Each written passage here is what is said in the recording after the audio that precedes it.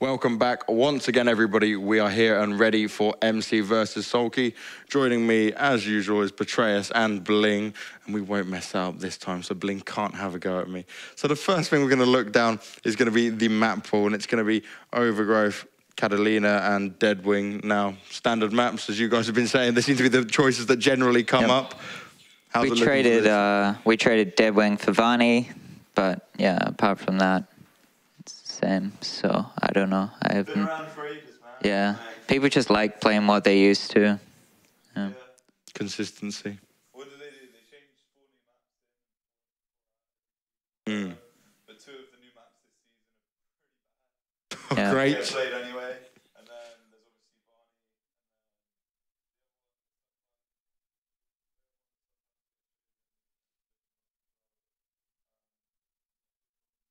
Barney. Compared to these 3, obviously.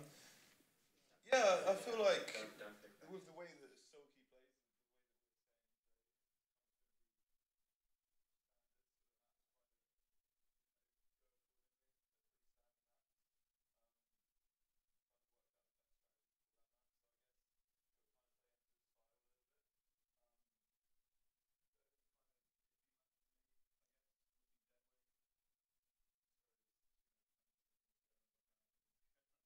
the only iffy map for me would be Deadwing. I feel like MC's got a lot of, well, he's got a lot up his sleeve, really, hasn't he? There's no denying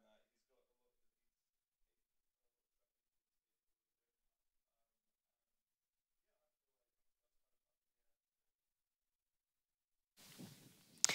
All right, guys, so apparently we just found out what happens if you screw too much with James Bank. Apparently, Bling was cut off there, a little bit too cheeky earlier. Just a little bit, but that should be all right. We should be getting that resolved sometime soon. What's a little bit more interesting right now, though, is that we're going into the 5th and final match in Group B here, and Soulkey taking on MC. I personally quite like the look of this, because MC versus Rogue last night, complete stomp. Yes, there was an issue with jet lag, but at the end of the day, Rogue basically made it look easy. We then looked at Rogue versus Soulkey a little bit earlier today. I was casting that with Pewee on the Challenger stage. And Rogue is the kind of player that last time they met got into Soulkey's head, and it was a 3-0, like a double 9 pull followed by really, really greedy game number 3 to have a best of 5 3-0. And that completely destroyed him. But this time around, they played just 3 really solid macro games. Soulkey didn't look like he was afraid at all. And yes, Rogue won and got out of his group in first place. But Soulkey looks like he's in a really solid, really comfortable place. And because of that, ZVZ actually best of 3. I'm a little bit worried for MC here. Yeah, with MC, I was actually looking at the last game, and I just knew he would win because I thought he would lose. And MC has been doing that to me for the last 2 years. Every single time I think he's going to lose a game, he definitely takes it. And he's been doing that for like an eternity right now. So that was the reason why I knew MC would at least progress to the next stage of the game. But now he's up against Soulkey, and you've been already talking about it a bit. And Soulkey looking really solid here. And the problem also that MC has here is that he has been playing against Zergs the entire time. So that's, of course, a lot of material that Soulkey can look at, where he can really like prepare a bit. It's also nearly the same maps that we see all the time with a few changes. The analysts have been trying to talk about that a bit earlier. And that's, of course, something that an advantage that Soulkey has over MC here. So Soulkey hasn't played Zerg versus Protoss yet. At this tournament, for him, it was all about the Zerg versus Zerg. So nothing for MC to really look up. And the last time that they've met was also where Soulkey was able to take MC down with a 2-0. So right now, in terms of like information and preparation, Soulkey definitely in a better position. Yeah, and also seeing at the end of the day, even if his weaknesses were amplified by the fact that he was fatigued, that's fine, but he still lost those games somehow. And Soulkey is still going to be able to look at those games and process, well, actually, what caused MC to fall apart here? Can I take advantage of that? On the other hand, though, MC, of course, with a bit of momentum going for him right now, winning that with the 2-1 after falling behind after the first map was pretty impressive, and he did a really good job there. If he can keep that momentum and just take it into the first game that is just loading up right now, that would, of course, be amazing for him. Overgrowth is our first map, and we are jumping straight in with MC starting to the bottom left. Our Protoss player here in blue, after a great series against his former Zerg opponent, now going up against the Zerg to the top right. In red, we have Soulkey, starting things up in the last game of the group. Now, I feel like I've bigged up MZ a little bit. sort of previously, but I was all talking about Soulkey just now. And the one thing about MC that I'm sure you'll agree with, and we've seen time and time again, is that just when he gets to the point where we think, actually, this guy's basically bowing out of the tournament here, right? He's absolutely done. He's toast. How many times has he gone on to then wake up and go on a massive barnstorming run through a tournament and make a really, really deep run, if not win the whole thing outright? He could do it today. That's how unpredictable he is. We actually have, in this case, MC going up against a Zerg player that sends out a very, very early drone here for the scout. And the point that you just raised is actually a really good one. I was just talking to Red and the other guys earlier and was remembering the times when MC was falling out of Code A and everybody thought like, okay, he's dead. His time is completely past. They will never be able to really make a comeback again. And then just a couple of months, he was on the top of the Starcraft ranks once again. Exactly. Like, this guy is so successful and he's so unpredictable that it's absolutely crazy. And we've just seen in the last game that you can never count him out. He falls down one game and then suddenly he blindsides you with a hit and you just can't recover from that. In this game, I feel, for me personally, it's all about map number one, what you can do there. This is where the players are really going to start to gain their momentum. For now, Soulkey in the main base starting to take gas and also throwing down his own first base, whereas MC is trying to expand now as well. Yeah, we have just a little bit of a delay on the Nexus going down the natural expansion. The drone going to be a little annoying there. And I don't know, just to sort of touch on that point you mentioned before we get 100% into the game. A lot of players achieve greatness, they win GSLs, they go really deep runs in WCS, and then if they fall out, they kind of just disappear for ages and ages and ages. MC doesn't really do that. He goes from being on top of the world to only being great.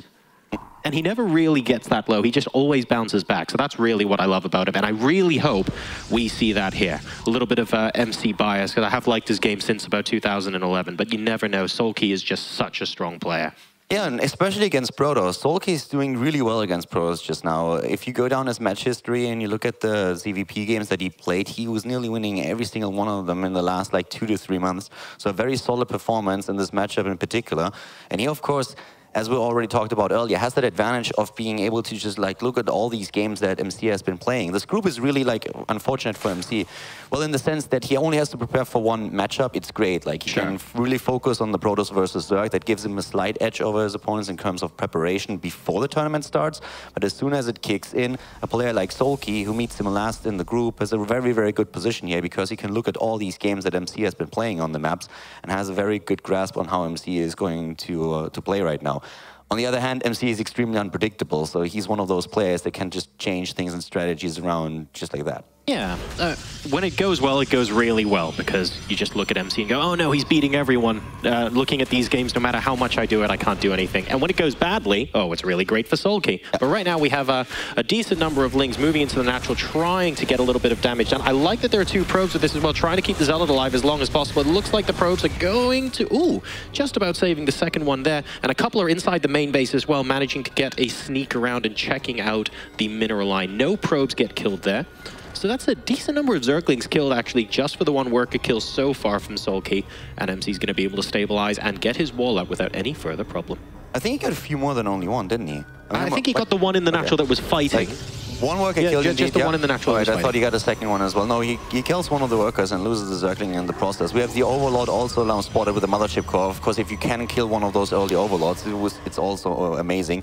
But in this case, he doesn't actually move out. We have still one of the units up to the top left, trying to find out if there's maybe already a third base for Soulkey. So MC is all about like finding out what's going on here, and also still hiding that probe, which is absolutely great for him. If he can keep that probe on the map, he will always have the position to just throw in another warp in pylon and try to blindside the economy of his opponent. Soulkey just moved an Overlord to the 10 o'clock position, right to the edge of the map, and in moving that, he would have basically spotted this probe that's sneaking out the middle of the map if that Overlord wasn't there. Is that a big deal? Is that game-changing? No, but it's always nice to be able to get a Zergling as you just to chase after the probe that's in the middle of the map, to force your opponent to fling a couple of extra ones out there before they can get that forward pylon down. So a little bit of a mistake there, but it shouldn't really cost him. I suspect we'll be seeing a little bit more in terms of that Overlord spread, and he's trying to catch Warp Prisms with that Overlord there. And currently we're having actually the first Stargate out units being built here. So he went straight for a Stargate here. And we saw that Stargate play in the last years already. He heavily committed to it later on and got all those Void Rays out. And that really gave him the victory in one of the matches. For now, it's the Oracle that he, of course, wants to bring into play and try to take a few of the drones down. But on the other hand, we're having, with the Roaches now, also Burrow being researched for his opponent. And Bling and Petraeus talked a bit about Soulkey more being that guy that is also very aggressive with Roaches at times. And that is something that we could see here. He goes for not only speed, but Burrow with a fast attack into lair, and we have him also with a +1 attack upgrade. So that's a lot of potential that he has here to really screw a bit with MC and try to put some pressure on, especially at a potential third base where he's spreading creep at the moment. The Oracle hasn't really been seen just yet, and there's no Overlord on the right side of the map, so that could hit him pretty hard. He's going to be taking him a little bit by surprise. Will get spotted by the Overlord now, though, as it pops into the mineral line. How much damage can he get down to Spore Coil? Isn't even close to halfway done. And we play Sesame Street as we count the drones that are going down here. 5 and counting. He's going to be able to keep all of the hit points on that Oracle. Really well done there by Soulkey, going up to 7 before he retreats out of the main base, basically with full health intact. Oh, and this second one could do some serious follow-up damage as well. Gets 2 more in total. Oh, actually, like another one being killed. That's 10. It's number 11. Very, very successful arrest already by MC. Really great start for him into the game, but we have a wave of units moving down to the bottom of the map, and that's the counter aggression that Soulkey is currently trying to build up here. Moving towards that warp-in point that we're seeing for MC at the third base. The first Void Rays in the game now as well, and now, of course, all those Roaches are fair game. The only problem is still that Burrow upgrade, since there is no detection for MC. He's currently trying to get a cannon into positions that he can set up that third base, but the Void Ray hallucination here. Sorry, the Void Ray is still going on for that. Yeah, these are doing a good job, actually, is Soulkey, splitting up those Roaches and using Burrow Micro to sort of kill off as many units as he possibly can. He got the cannon to cancel once. He won't be able to get it to cancel twice there. The goop at the third base is going to rescind, and as a result, that's going to allow MC to take his third Nexus without much in the way of hassle. Once you get those Void Rays out on the field, you have to have an awful lot of Roaches to be confident in saying, I'm just going to barrel into these Void Rays and still come out on top. And we have now the transition from Soulkey into Hydra. So with Roach Hydra, he can start to apply some pressure. We have in total now 13 Harvesters killed by MC. The Oracles are still alive. So with the Oracles, he can still do some pressure. He has one to the right side, one to the left. Really good positions here. Once that Soulkey moves out and neglects his defense, MC can try to just snipe a few additional units with those. And Soulkey is just like all about building up that army now. He's at currently 62 workers, which is pretty solid for him. The creep spread is also very, very nice. Spreading the creep across the map is especially going to help with the Hydra list as long as they don't have the speed upgrade. And we're seeing them straight with the Infestation Pit tech now. So just 6 Roaches messing about at the third base, trying to lure some of the army there, and also wanting to gauge the composition of MC as well. It's not going to be too different from when he last poked in. The Infestation Pit is about halfway done, and I like the progress that Soulkey's managed to make as well on those upgrades. The +2 coming in and the Groove Spines are going to be done very, very shortly as well. So we are going to be seeing some Roach Hydra play. Is that going to be strong enough to defer a full frontal attack from MC? At the moment, probably yes. But if MC is allowed to just stay on 3 base for quite a long time and maxes out, then the addition of sort of DPS damage from Colossi and Templars, he's going to get slightly worried. And he's also getting a pretty scary composition right now, and a very powerful one, especially when that 4th base here is concerned. We're having him with the first few Immortals that he can use against his opponent's Roaches. If he has a sentry count that is good enough to zone out, especially the Hydra list, he can do a lot of damage there. We also have him with 3 Void Rays by now, so he can really melt those Roaches away. And that's a pretty nice task force that he has. Could send that out, try to snipe that 4th and recoil back if he needs to. For Soulkey, we're having the tech into lair, and with that he can of course then also get Vipers in, but we don't even see any kind of tech into Colossi for MC just yet. He's really just getting this Gateway army up with good upgrades, with Blink upgrades, getting Immortals into the picture, having a few of the Void Rays around, and this is a pretty sick army that he has there. Very powerful indeed if he can move across the map towards that 4th. He might have to be a little bit careful if Soulkey sort of gets to a point where he's like 180 plus supply and there's no DPS in terms of Colossi and High Templars. You need to make sure then that MC just has a really, really sick engagement angle where the Void Rays can absolutely melt the Roaches. Otherwise, the Hydras and the DPS in the background might actually get a huge amount of damage done on the Protoss army here. So he's moving out, but he's going to have to choose his engagement very, very wisely indeed, at least for this first one. And Soulkey knows it's coming. He's immediately gone up to 190 supply.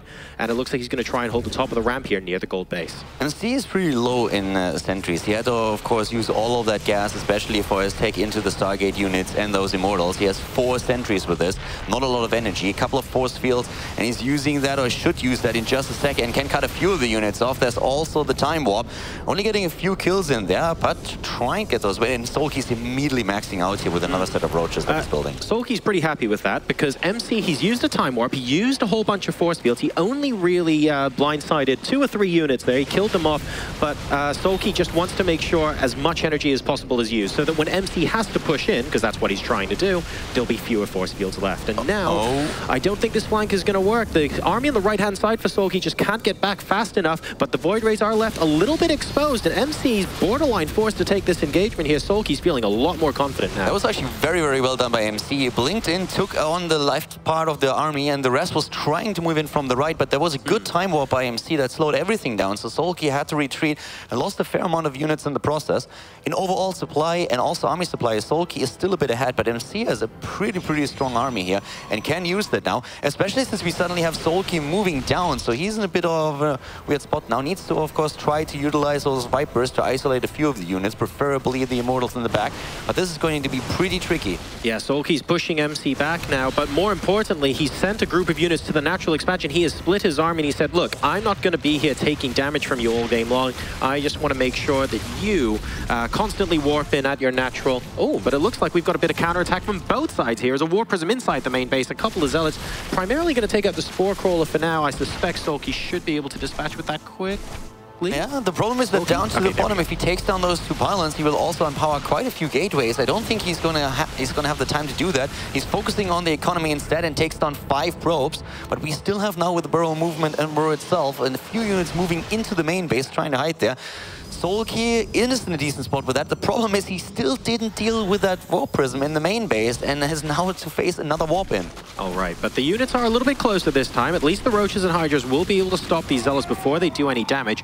The most important part, as it turns out, with those Roaches burrowing in the natural expansion in the main base, is Soulkey walked straight past the robotics bay researching extended thermal lance. So he now knows that the Colossi are going to be the follow-up from this attack from MC.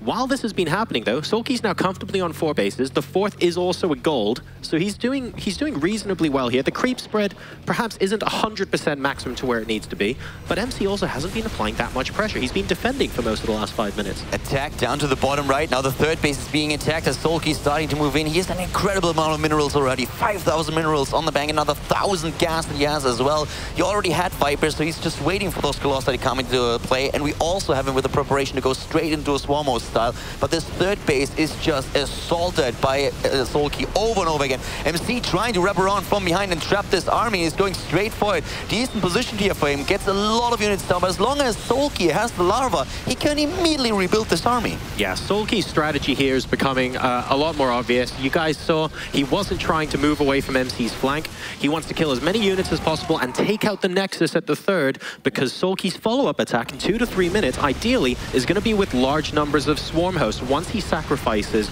or trades off the next wave of Roaches and Hydras. So expect to see one more Roach Hydra attack come out from Soulkey here against MC, and then, as soon as that attack starts, we're going to see a remax potentially with Swarmhouse and deny MC the 3rd base. Him playing with those 4 bases and getting the gold as well gave him a huge amount of minerals and gas, and he was using that to just like play a numbers game with his opponent. He could take even another base, and he does that, as I say, to the top left, takes the 5th base here. He needs to defend, of course, against MC's army. That's the most important part, because MC, I don't want to say he's all in right now, but he needs to do damage. That attack against his 3rd and that snipe against the Nexus triggered an attack, and MC needs to get a decent amount of value out of this army right now. And he's moving in already. There comes the first snipe from one of those Vipers trying to take the Colossus down. Colossus are gone, but we have the Immortals in the back still doing a huge amount of damage. And also those Void Rays still taking down Roaches. Well done here. And MC might be able to push through, but it doesn't really look like he can deal with the reinforcements, and he loses the entire army in the process.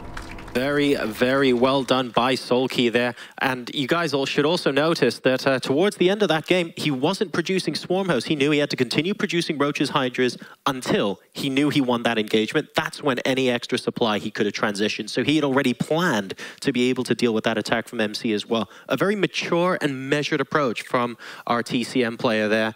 And he's looking very calm and collected as we head on to Overgrowth. I mean, he knew that once the third base was down, that MC would start to attack. He already realized that with MC wrapping around and attacking him from like two sides, that he couldn't get away with the army. He had no way of escaping. So for him, it was really getting a trade, making sure that he takes down the third base. MC knew that he was then on two bases with the main base starting to mine out.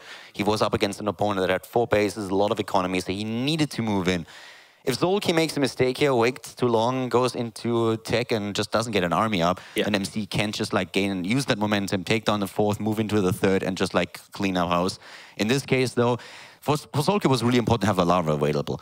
With all the larva that he had and all the resources, he just rebuilt this army. And if MC waits, then Soulkey just, as you said, goes into Swarm Host there, takes an easy game, already expanded again to the top left. So pretty solid performance by him there. And just like playing that numbers game with a better economy that MC couldn't win. The army positioning as well that Soulkey had in between the natural and third base when he was defending also meant that when MC was harassing, he had to drop the War Prism inside the main base as well, because the army was really close to all the other bases he was defending. As a result, there were no sort of hatch snipes or anything like that. We didn't see any building getting taken down, you know, by any sort of quick zealot warpins and stuff. He was only having to defend, basically, layer hive. And as a result of that, MC didn't actually get the damage he needed to do. If your opponent's on a gold base, you want to at least be able to cancel it or kill it off at least once, even if it stays there till the end of the game, right? That never ended up happening. Yeah, MC was trying to go for it, but we had way too many units for Soulkey at that moment in time already, and Soulkey actually defended that quite well. Now we're having map number 2 with Catalina, and of course now Soulkey in a 1-0 lead against his opponent. One more map is all that he needs to advance to the next round of the tournament tomorrow. We're having another another Protoss versus Zerg, and down to the bottom right, it is our Protoss player once again down in the best of 3 series. It is MC. His opponent spawns in the 9 o'clock position as the red Zerg player. He represents TCM Gaming and is now just a single map away from making it to the knockout stages tomorrow. Ladies and gentlemen, give it up for Soulkey. Soulkey playing a really solid game in the last one. MC looked like he might be able to just throw a punch against him, and especially with that Warp Prism going into the main base and dropping a few Zealots. If Soulkey doesn't really deal with that and doesn't have that counter-aggression that he had with the Roaches moving into the natural, then maybe MC can get enough momentum to really take this game. But as it happened, Soulkey just made the perfect decision, splitting a bit of his army up, moving down towards the bottom, and that occupied a lot of time of MC now as well. So second game going to happen now in just a few. The first Overlord for Soulkey, by the way, going straight towards the bottom right. I think MC, his heart is going to sink when he sees these spawn locations. Because guys, on Catalina, the absolute worst spawn location you can get as a Zerg player against, especially against an opponent that can be quite aggressive, really is where MC is spawning, in the bottom right-hand side. You have so much space around the edge of the mineral line. Imagine if this was MC harassing a Zerg player. Oh my goodness, Oracles will have fun forever and a day here. You can hide Warp Prisms. There's so many fun things you can do. But take a look at where Soulkey is spawned. There's basically no space behind. This is the perfect spawn location on this map for a Zerg player, and he's going to feel so confident in being able to play a more standard, lengthy macro game on Catalina now. MC now knows his opponent's spawn on the left, and he's going to have to... Basically, this rules out a lot of the special tactics that he could have played. And we had a Nexus first going up against the double hatch before pool right now. So MC decided to go into a Nexus before gateway. And for his opponent, we had now, with that knowledge, with that Overlord spotting the position and seeing exactly what MC is doing, he had an immediate reaction with him dropping the second hatchery and then going into the pool. So far we don't see, actually he just takes the gas just now. And MC is scouting, so he will see that in time. But there's very little that, at least at this point, he can do about that. Exactly right. And well, both players going for these, I guess, greedier opening builds. You see the Overlord just kind of chilling out there, knowing that there isn't going to be a Stalker or a Sentry out for a very, very long time. Both players know exactly what they've gone for now, and the Probe Scout is just going to confirm that from MC. Moving into, I guess, a macro game on Catalina, it's very unusual to see these kind of builds together because we tend to associate Catalina almost as being merry-go-round-esque, if you like, Kaldor, where you get sort of more aggressive kind of plays, more dynamic gameplay going into the mid-game. You don't normally see games last an hour on here, for example. So now that we've opened up with these more macro-centric builds, is there anything in particular you're watching out for either player? At this point, actually, not really. For MC, I really want to see if he's able to just harass his opponent a bit. The problem that he had in the last game, he is going to have, in the last game, he did a lot of damage with the Oracles. Here, it's going to be very difficult for him to pull something like that off, also because of the position that we already talked about. I think if he is able to just throw Soulkey a bit of a curveball and maybe get another of the Warp Prisms in and harass him at the same time, that might be something that can really help him here. But for Soulkey, he just looked so solid in the last game and throughout the entire tournament so far that I think it's really difficult for MC to make that happen. Yeah, this is... Well, let's put it this way. It's difficult to make things happen in this kind of situation, but the good news is that now that we've opened this way, there's also no immediate pressing need to make something happen. MC's got a probe sneaking out to the right-hand side, and of course he does know his opponent spawned to the left, so there could be for some sneaky shenanigans. A single Zergling is going to get into the base, will be able to spot the Stargate about to complete, so a nice bit of scouting coming out of there from Soulkey. And MC does look like this probe is lurking with intent. I suspect it's more for a forward pylon than for any hidden tech here. The thing is that Soulkey is actually not just now positioning overlords everywhere on the map. He has a decent idea of what's going on. He had the Zergling in the main base. He knows about the tech. He has seen everything that he needs to see. He knows about the timing, can throw down the Spore Crawlers. We have him with the Queens that can help against the Oracles as well. The probe, on the other hand, is something that he doesn't know about. And there is the forward pylon that you've already been mentioning. But for Soulkey, I don't really think that he is going to suffer any losses here at the hands of the Oracle this time. He has the units that he needs to deal with that. And MC is sending the first one out. He's also adding at this point the Forge here. And it's still on 2 bases, whereas, of course, Soulkey is already relying on a 3-base economy, but not overdrawing anything like that. Both of them are currently at 40. We have got the Oracle sort of moving, in fact, right next to an Overlord as well. And that's actually going to please Soulkey because his Spore Crawlers have already completed. So he's not going to be able to get taken aback the same way as he did last time around. MC's not going to be able to get any workers whatsoever at that 3rd base. Sees a couple being transferred, might have had an opportunity, but prefers to go for a scout around towards the main base. Soulkey has overlords everywhere by now. Everywhere on the map you see red dots. There's also, of course, the potential for him to soon enough start spreading creep at potential locations for MC's 3rd base once that the creep here is completed. We have also overlords in position, creep tumors everywhere, and that attack towards the top right, that might be a bit of an issue for him, but he also completed his Roachborn, so he's going to go into a couple of units again as a potential defense. As long as he sees that attack at the top right coming, he's going to be completely fine. He has even an attack launched at the bottom right, and that force field is just not where it has to be. So MC suddenly has to deal with this aggression while he's trying to send in the Zealots at the top, but the Zealots and the Roaches and the additional Zerglings are already being built, and that would be enough for a defense. So I don't think that MC is going to be able to do too much here if we see the drone pull in time. We have a warping of Zealots over here at the 3rd base location. Just 6 of them popping around, but the Queen knowing to play a ring around the rosy for a little bit until reinforcements can get there. Only Zerglings at this point. Of course, Zealots do fantastically well against them. We're just trying to preserve the lives of these drones as long as possible. We're going to need a couple more units, though, to deal with this. Only producing Zerglings. He has Roaches. He's producing Zerglings, though, which is... we don't have any Roaches being sent here just yet. I'd like to see a couple more. There we go. There's the token 1 Roach, Kaldor. And we have that situation under control. I love the Zerglings getting into MC's base just now as well. Soulkey hung around and attacked a pylon in the natural expansion just long enough for Photon Overcharge to come out and then zapped into the main and killed a couple workers. Actually sent his Roaches back into the main base. He had the Roaches build and on the way down the ramp, and there was apparently something happening in the main base there. I think there was... I'm not quite sure what he did there. I didn't see any kind of drop. There was nothing going on, so maybe he expected there could be another tag, or it was simply a misclick. But he sent the Roaches back up the ramp that were supposed to head towards the 3rd. That would explain why he was just hitting them with the Zerglings for a little bit. Another Overseer coming in here as well. Will be able to spot... Oh, wow. Well, spotting that many sentries, and the game is up. He knows that we have a Sentry Immortal push coming in now. Hydralisk Den immediately getting planted down by Soulkey. Everything he's doing from this point onwards is to defend against against a huge attack that's incoming from MC. And MC is pretty much all in with this, because at that point he doesn't have a third base. We have a huge amount of army supply for him right now. He's at 47 workers. We have only 65 for Soulkey, so that's not too bad. He doesn't really have a lot of creep spread in front of his third base just yet. He's just spread the creep down towards the ramp.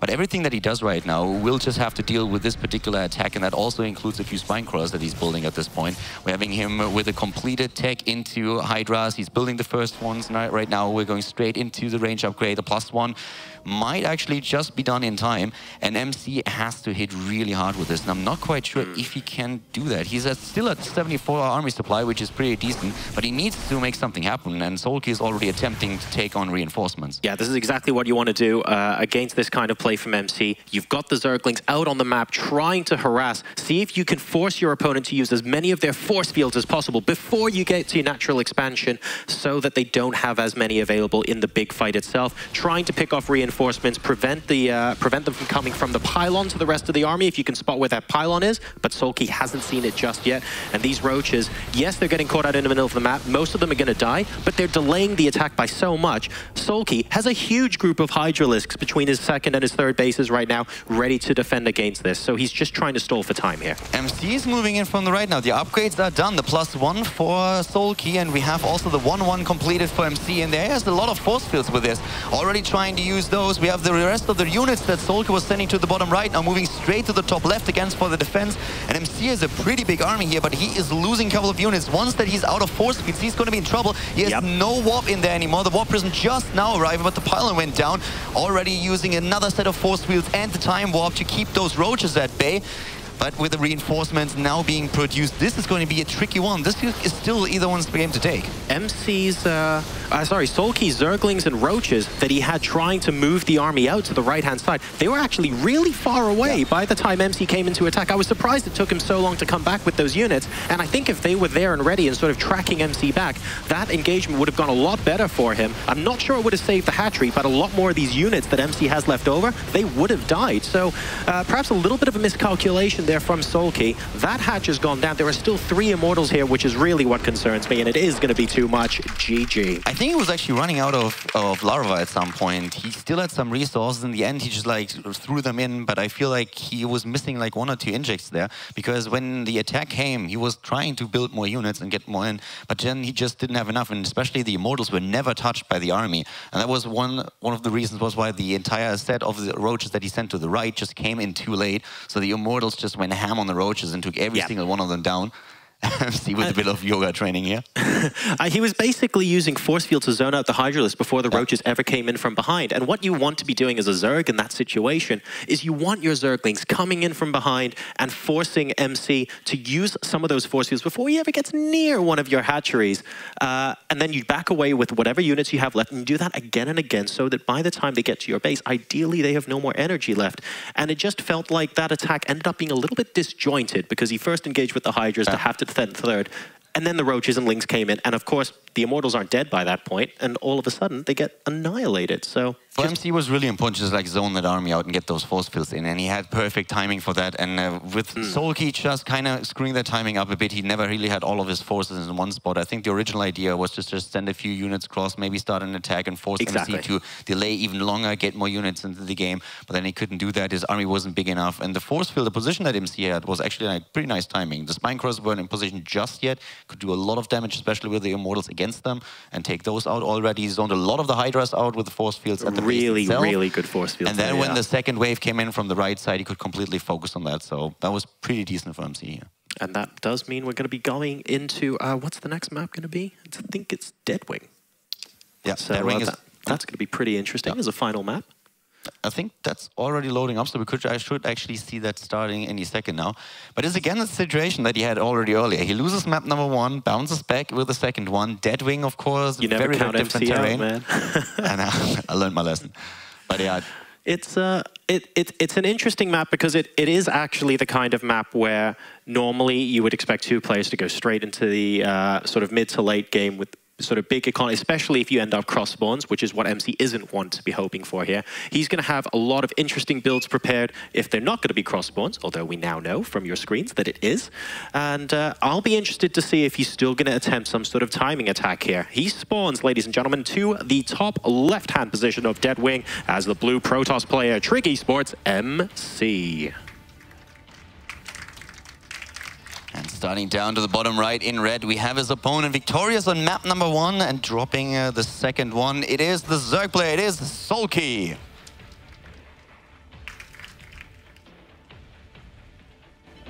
And well, okay, so pylon on the low ground, statement of intent there from MC. Not very surprising at all to see an early Nexus and an immediate scout as well. So wanting to see if there's any opportunity at all for him to get some aggression in early and immediately get that scout up. You can see Soulkey already sending a scout out. He knows that MC is prone to be doing this kind of thing as well, and immediately goes the scout with a drone, not messing around one bit, and he's going to be very, very careful to protect his lead here. He's not going to want to lose to a strong timing attack 2 games in a row.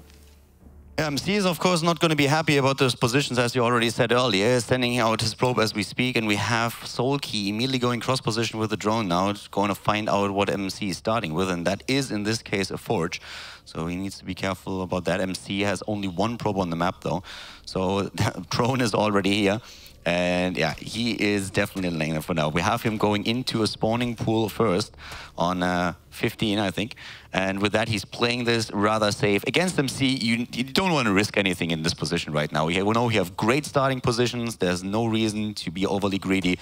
And with this, even if MC would have tried something sneaky and go for some kind of like cannons, he is going to be completely safe. It's one of the benefits of being a player like MC, where you're sufficiently unpredictable that you know your opponents are forced to prepare for this kind of thing against you. You know that Soulkey is going to be a little bit more careful on map number 3 because you are capable of doing that.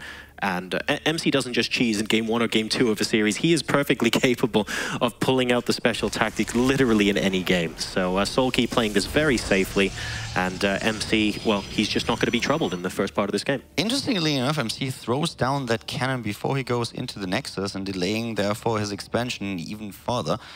I thought that he already saw what was happening at the bottom right, because even if he builds the Nexus first and then starts with the cannon, there's just no way that Soulkey goes up to the top left with the Zerglings in time to really do any damage there. So in this case, he was delaying the expansion even more, and you can really see that now with how the buildings are proceeding. We nearly have a completed hatch. It's even the second hatch already coming into play, and MC can't really do anything about that. Soulkey knows, of course, exactly what's going on at the top left. He saw that cannon also being built, so that he knows fully well that it's going to take quite some time for MC to get the cybernetics core, to get the warp gate research, and that he has a lot of time now to build up his economy and potential tech. Yep, third base is just going to comfortably get put down here for Soulkey, and using that map control with the couple of lings early on, wanting to move back before it gets in range of the cannons. Of course, these Zerglings aren't realistically looking to kill anything. If they get a scout out, that's fantastic, and if they don't, that's completely fine as well. He just wants to make sure he has any sort of timing available on when MC is going to be moving out and what he's moving out with. You can see that especially with gases taken, we have no gas yet for Soulkey. He's going to delay that a bit more because he knows he doesn't need it just yet. He can just like focus on his drones, get all the minerals in that he needs there, and then get a double gas later on and go straight into the tech. For MC, on the other hand, I mean, he's focusing on his 2 bases right now. He's not going to take that third base anytime soon. He just needs his tech first with the cybernetics core. Needs then also to make a choice, of course, which tech he wants to go for. But we have him at least with a +1 attack upgrade already started thanks to that forge, and that's of course going to help him at least with the pressure with the Zealots against the Zerglings of Soulkey. Yeah, exactly. You typically see a little bit of pressure off of that +1 when you get that forge first. It's just a nice little timing for MC to be able to, for example, kill off those Zerglings in one less swipe from a Zealot, and just apply a little bit of pressure, potentially force a spine crawler if things are getting particularly hairy. Soulkey isn't really worried about that at the moment, still just continuing to drone up non-stop. He's up to 33 against 30 with another round incoming, but we're going to be seeing him take some gases very soon, and we'll see what he wants to be doing with that. And he's up to about 60 at the moment, so very shortly we'll get those decisions from him. Yeah, we have him with the double gas taken just shortly before the 6-minute mark, and now going into the road run again, starting with the speed as well. MC chose to go into a Twilight Council tech, and for MC it's really like for Soulkey the situation is actually like really nice. So far he's looking at a really good spot here. He's having his 3 bases. He's still roaming the map with a lot of his Zerglings, trying to catch whatever is there, and he actually found one of the probes that was still on the map down to the bottom right. Took that down now, so there's nothing on the map that can really threaten him. His overlords were also in a good spot. He had one towards the natural, another one at the main base right now that he can then use to get another piece of information. I don't think that he really saw the tech, and yep, our vision just confirms that right now. So he doesn't really know what he's up against. But from a player like Soulkey, you can really expect that he is going to plan for all eventualities. And with the tech into layer, no matter what we're going to see from MC, detection will be ready. There is no Dark Shrine on the other hand. It is going to be a Blink build with the gateways coming in right now for MC. And Soulkey should prepare for that as well. There's an instantaneous Blink decision from MC. As soon as the Twilight Council went down, more gateways being planted inside the main base. He knows that the Overlord on the left-hand side was previously attacked by a couple of those Stalkers, and I believe it's not on full health at the moment either, so he's going to be a little bit wary that Soulkey's less likely to scout those extra gateways. So MC coming in with the pressure now, just 3 additional gates for now. Blink about halfway done, and Soulkey, well, he's getting his creep spread on, so he will get a little bit of advance notice on this, and I love that he's putting down the static defense as well. He suspects that the Blink is incoming, and he puts actually the Spine Crawlers behind his mineral line as well, and he's being so active with these Zerglings, forcing the cancel of the pylon. Really excellently done, just delaying this as long as possible. We've seen in this tournament already that this third base position for the Zerg player is very tricky against a good Blink Stalker Protoss player. Once you have the high ground vision, you can do a lot of damage from the lower bottom and then try to just take down the economy there. So the Spine Crawlers make just perfect sense. And another thing that he's doing, which I really like, is he immediately starts with the additional creep spread. And considering that we currently don't see any kind of detection for MC, the choices that Soulkey makes here are just great. He goes into Burrow, that's going to help him with all of the roaches that he has. He's starting to spread creep because he also knows there is no detection that can take down the creep tumors. It's going to help him just advancing against this army. So Soulkey is just preparing perfectly against what MC is doing. Yeah, all Soulkey wants to do right now is be within touching distance of the army at all times. His main focus is making sure there isn't a probe with it right now, burrowing some units to see if he can't pick off a pile. Oh, this could end up being so cool. We have some Zerglings from the back as well, and MC is walking into a potential pincer movement here. And he's right on top of those units. We've got some more Zerglings, and here we go. The attack coming in from 3 angles, and MC blinking into the middle of those Zerglings. Instant recall. Very, very well played by Soulkey there. He set that up beautifully, and MC walked straight in. That was absolutely great. I mean, he forces that Blink, has another set of units already just waiting for the Stalkers to appear there. Then the recall happens. MC doesn't even get all of the units to safety. That was great. I mean, right now the position couldn't be any better for Soulkey. He's at 70 army supply against 26. There's like 2 bases, 4 bases soon against 3. He moves in, tries to pressure the Protoss play even more, but he could play the long game right now. He can do whatever he wants. He goes into 3 additional gas. He takes the Spire as well, going into air units now, and with a 4th base coming up, I mean, this is just perfect for him. Yeah, this is nearly checkmate. It almost is, man. Like, you've got, I mean, the Robo's only just finishing now. This is not the kind of game that MC was planning on playing. He wanted to do a good amount of damage there. Ooh, temporarily supply blocking himself, actually, to get another probe out on the map. And MC's going to have to try and transition into taking and holding a 3rd base. But like you said, with that army supply still 64 to 43, Soulkey has complete map control. He has a larger army. He's able to get up to that air tech faster than MC will be. And he doesn't have to attack, even though his army is bigger. He can wait. He can just wait for the other tech. I think Soulkey is just going to try and get further ahead from this point. He started 1-1 as well. Yes, the 3rd has gone down for MC, but Soulkey doesn't really need to force a cancel on that. He just needs to make sure he can continue pressuring it as it completes, or as it's just completed.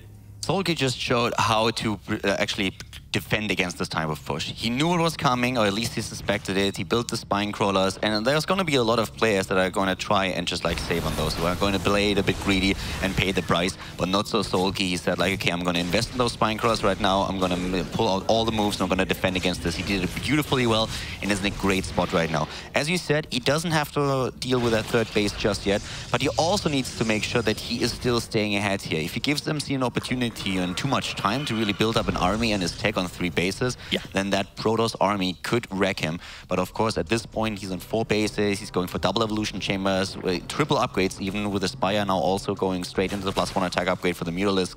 Has with the Mutalisk an amazing task force. MC, of course, with Blink can deal with that to a certain extent. But still, this is a lot of map control that Soulkey is building up, and that allows him to do whatever he wants now. And I like this from Soulkey as well. He's just flying the Mutas around the Protoss base at the moment. There are only 4 there. You can't expect to do a ridiculous amount of damage as a couple more join in. But what he wants to do is let MC know he's there, make sure that the army is more or less indefinitely stuck inside the main base. This is going to make MC so hesitant to move out from his bases and get into any sort of aggressive position. And Soulkey, possibly playing this like a harp right now, trying to pick off an Immortal, will be able to get at least one. A couple of sentries going down there as well. More force fields coming in, and very, very little energy left on these sentries. The Mutas, they're even sacrificing themselves because they know how much great value they're getting right now for Soulkey, killing off those sentries. Mutalisk just went for the snipes here, and he really controlled them very well. Now suddenly we have Soulkey moving in once again. This time we don't have the sentry count, no force fields, and the entire Zerg army is just wrapping around the Protoss player, taking down the Stalkers, blinking away for now, but exposing, of course, that 3rd base. And MC is losing way too much at this point. Soulkey moving back for now. There is a time warp. The reinforcements are going to arrive at the top left pretty soon. A 5th base is even coming up for the Zerg player right now, and Soulkey with aggression once again, just moving in. MC with the Blink Stalker Maiko trying to stop that onslaught, but Zerglings are jumping in once more. They're doing an incredible job at the moment. Soulkey, what a brilliant decision there to get those Mutalisks in, sacrificing a bunch of them to make sure the sentry energy just isn't present, and now it's basically a non-stop onslaught. The Mutalisk numbers are getting greater and greater. The Blink Stalkers don't even deter them anymore, and this 3rd base is looking all but dead at the moment. GG, and Soulkey, by a scoreline of 2-1, will defeat MC and go on to get 2nd place in Group B. Really well played here by Soulkey. That defense was just absolutely amazing, and he didn't make any mistakes after that.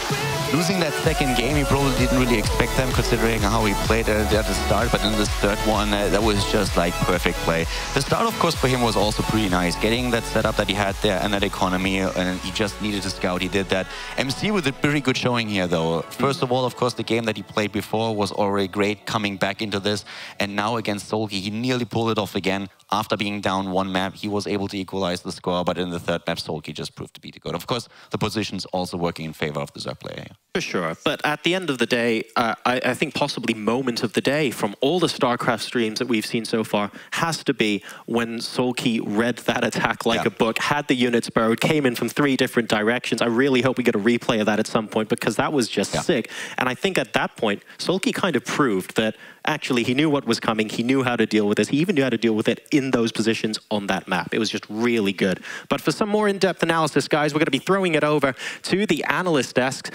So take it away, guys. We'll see you in a bit. Thank you very much, Kaldor and Jorasar.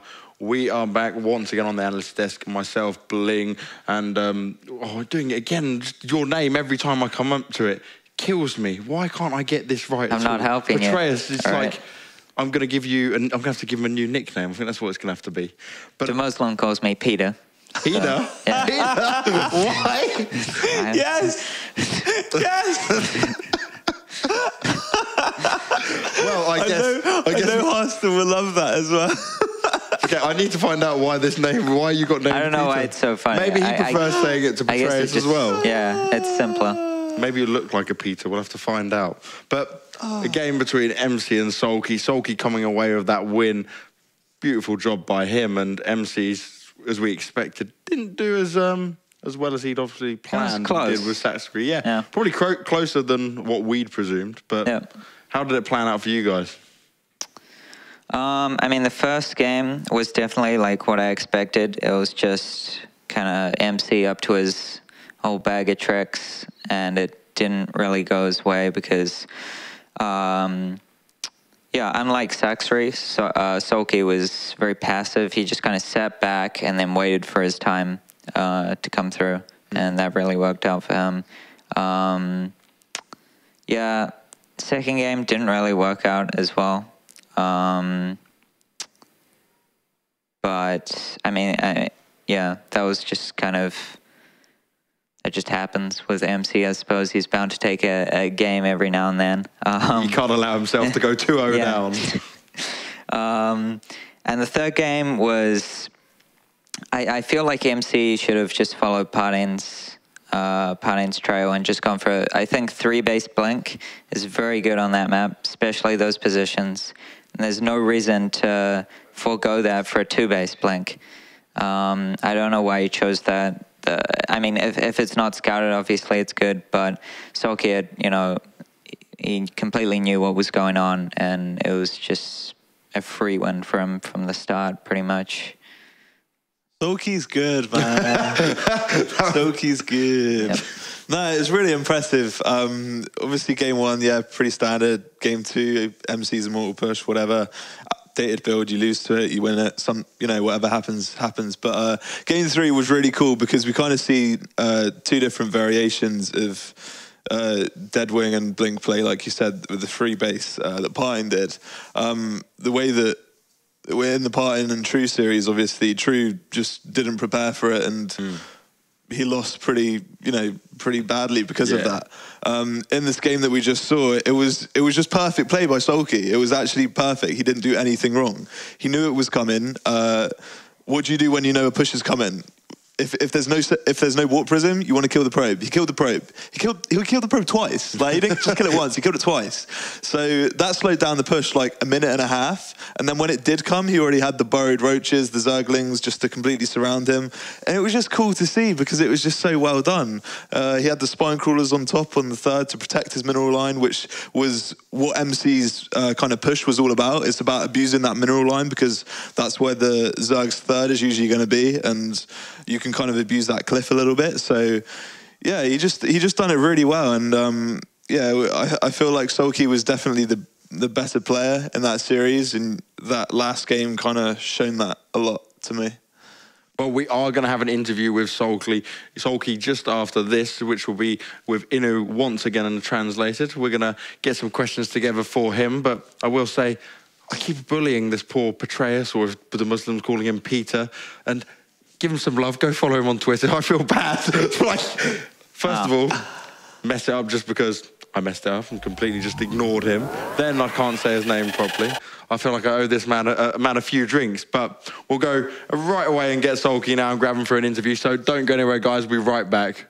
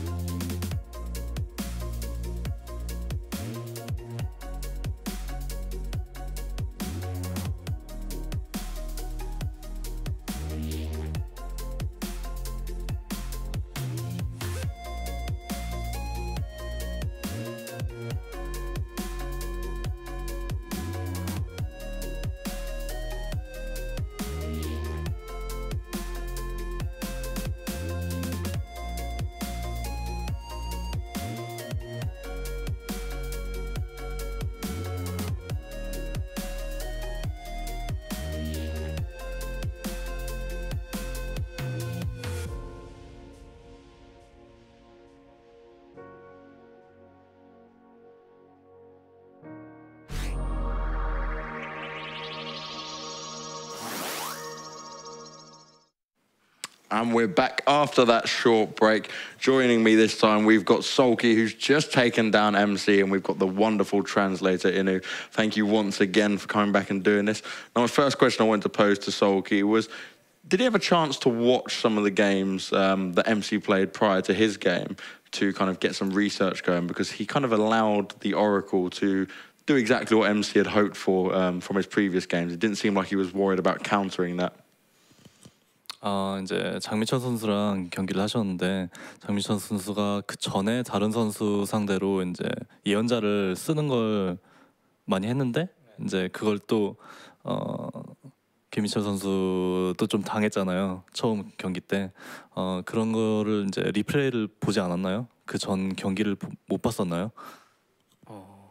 분석을 제가 제대로 못 해가지고 그 최근 경기에만 좀 봤거든요.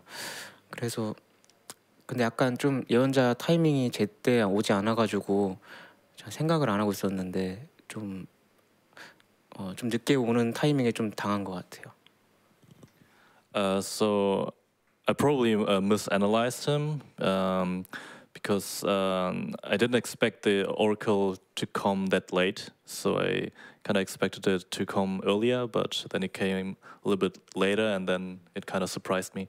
Okay, fair enough. And MC, obviously, he's known for that crazy style in terms when he's completely down and out, he just comes back full fighting. Was that something Soulkey was worried about and maybe gave him a little bit of nerves before the game? 장민철 선수가 이제 좀 플레이 스타일이 엄청 공격적이고 좀 다른 프로토스와 다르게 좀 이상한 빌드도 많이 하고 그런 걸로 좀 알려져 있는데 그것 때문에 좀 걱정된 부분도 있었나요? 아니면 오히려 또 편했었나요? 게임하면서 상대방의 뭘 할지 모르니까 저까지 좀 말리는 느낌이었거든요. 조금 힘들었던 것 같아요. 네, 경기 하는데. Yeah, to be honest, because you never know what MC is doing, you are never really prepared for the game. So yeah, there were some moments where I really kind of got confused. So yeah, it's hard to play against him. Okay. Well, obviously, he's now made his way out of the groups he will be playing in the bracket play. And how's he obviously feeling about that? Did he expect he was going to come all the way through? Or was he kind of nervous, obviously, coming through in second place? 이제 다음 라운드 진출을 하셨는데요. 예상대로 진출을 하신 건가요? 아니면 어떻게 예상을 했었고 좀 무슨 생각으로 이 대회를 임했었는지? 예상은 그냥 1등으로 진출을 하고 싶었거든요. 근데 오늘 경기 승자전에서 이병렬 선수한테 조금 제가 좀 잘 못했던 것 같아요. 조금 집중력이 좀 안 좋았던 것 같고 다음에 저 붙으면은 이길 수 있도록 하겠고 일단 진출은 무조건 하겠다라는 생각으로 하고 왔어요. So my expectations was being first in the group, but I think I couldn't really concentrate in the winners match. Okay. So my performance wasn't that good in that match, but I'm still happy that I got second and got through, but my initial goal was being first. Awesome. So I'm going to ask just a couple of questions about the venue, what he's thinking of the event and London, because we've done that with some of the other Korean players as well. So how's he enjoying London? What does he think of the venue? And how's Gfinity treating him so far? 이번 대회 런던에 와가지고 런던에 좀 느낌이 어땠었는지 소감이랑 또 여기 경기장이 또 이제 영화관이라서 좀 새롭잖아요. 그건 또 어땠었는지 좀 소감을 말씀해 주세요. 일단 런던 왔을 때는 그냥 이 자체가 멋있었는데 그냥 영화를 보면은 좀 영화 보는 느낌이었어요. 되게 멋있었고 영국 자체가 그리고 대회장도 이런 무대는 처음이어가지고 그냥 여기 있는 거는 다 멋있는 것 같아요. Yeah, actually, coming to London, everything felt like a movie for me because I've always seen this like on a screen, and now I'm here. So it really looks great, and also the venue. It's really fascinating to have to play in such a venue. So it's really nice, yeah. Oh, brilliant. And what I'll give it over to him for the last thing, if he wants to say anything to his fans and all the people watching out there. 팬들에게나 아니면 뭐 하고 싶은 말씀 있으시면 일단 TCM 팀한테 항상 감사하고요. 스폰서한테도 감사하고 제가 이제 해외 대회를 자주 다니니까 해외 팬분들한테 좋은 모습 보여드릴 수 있을 것 같아요. 앞으로 자주 뵙겠습니다. So he's really thankful to Team TCM and the sponsors, and he also thanks all his fans and hopes to get good results for his foreign fans. But I think he should say something on English. Yeah, they do love a bit of English talk. So 영어로 Soulkey? 한번 팬들에게 짧게 한마디 해주세요. A cheeky smile I can see already. I love my pen. Hey, that's the one. That's the way forward. Well, thank you very much, Soulkey. Once again, thank you, Inu. We'll be taking a short break, guys, and then we come back with more games very soon from the Gfinity Arena.